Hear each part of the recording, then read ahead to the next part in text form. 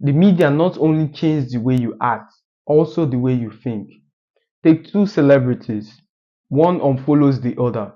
Now she feels pressure by a force she can't even explain to bear resentment towards this person. We can further extrapolate into you who's watching, the life of you who's watching.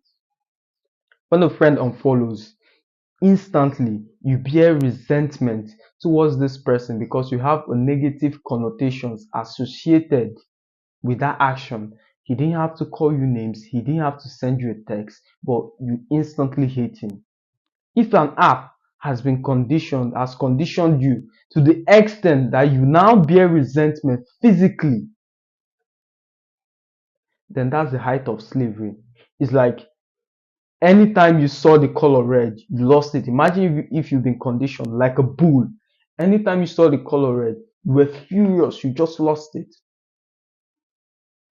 The same thing applies to travels and experience, social gatherings. When a body comes over and says, let's go out, instantly you say where? You check the place, you check the nice angles where you can take photos, you check the lightings, you pick out a dress that matches the ambience of that location.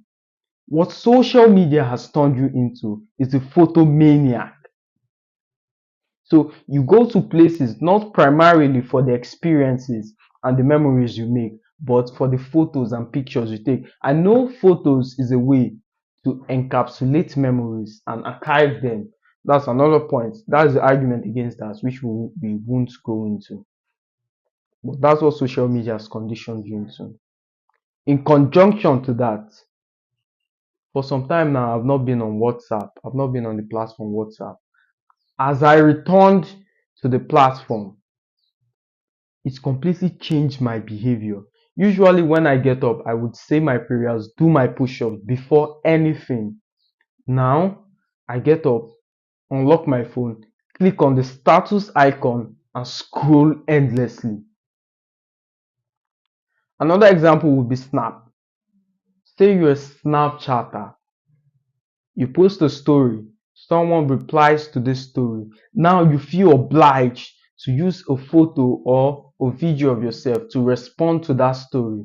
Why? Why not? Because that's what influencers do. As we said, human behaviors are driven by these two forces, which is habit and social copying. So you copy the influencers, do what they're doing, although you don't understand the origination of that action, you just blindly copy them. It's only a matter of time before you start punching the air or doing these weird dances and take degenerate actions in order to respond to stories. You see, typical example.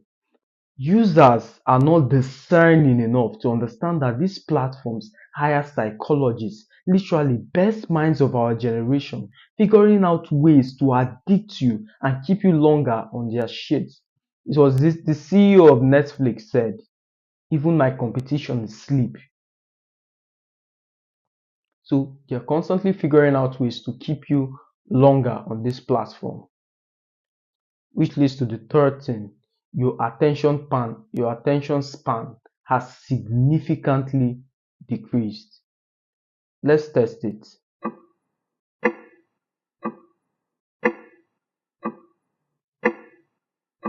Proves my point. Moving on. If you've gotten to this point of the video, your question would be, how do I detox my mind from this conventional programming? Which is a very good question. The first thing to understand that this platform are tools, and like all tools, you can either use it to your advantage or to your detriment. A grenade given to a child can be catastrophic, but that same grenade given to a soldier, he can use it to fight invaders and keep the civilians safe. You have to be a producer, not just a consumer. Any platform that isn't making you any money, delete that app, except you're using the platform to see content like this that would reap dividends in the future.